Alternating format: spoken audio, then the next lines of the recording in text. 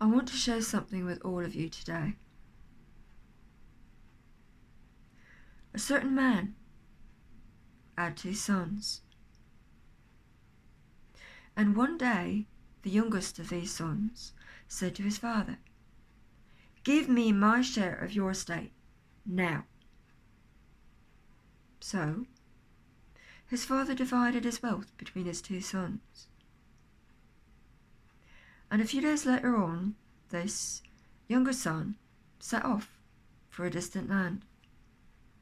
And there he squandered all the money he had on riotous living. Now, not long after this, a great famine swept over the land, and the boy began to starve. He persuaded a farmer to hire him to come to feed his pigs, but he was so hungry that even the husks he was feeding the pigs began to look good to him. And still, nobody gave him anything. Finally, the boy came to his senses. At home, even my father's servants have enough food and to spare, and here I am starving to death. I will go home and ask my father to hire me as one of his servants. And so he set off. Now, he was still some distance from his home when his father saw him coming, and he was so filled with compassion that he ran towards his son and embraced him and kissed him. The boy said, "Father, I have sinned against heaven and you. I'm not worthy to be called your son."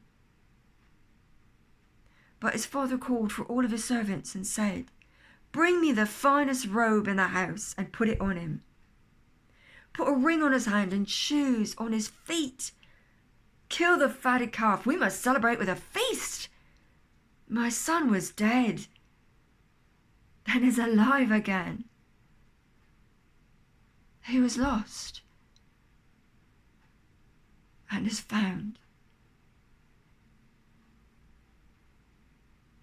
Now, the older brother at this time was out in the fields.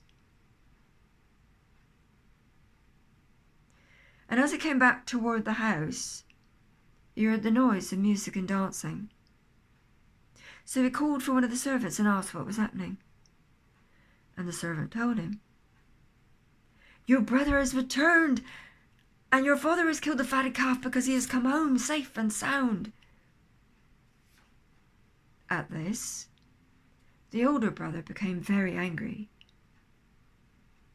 and he would not go into the house. The father came out and tried to plead with him, but he refused to listen.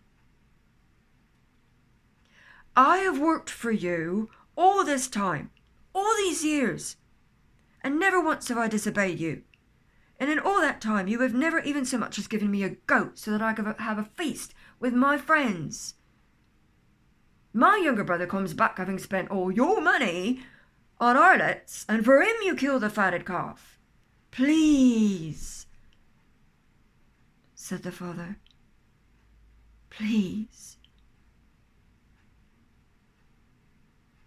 Please try to understand. You are with me always. Everything I have is yours. But it is right to celebrate. Your brother was dead and is alive again. He was lost and is found."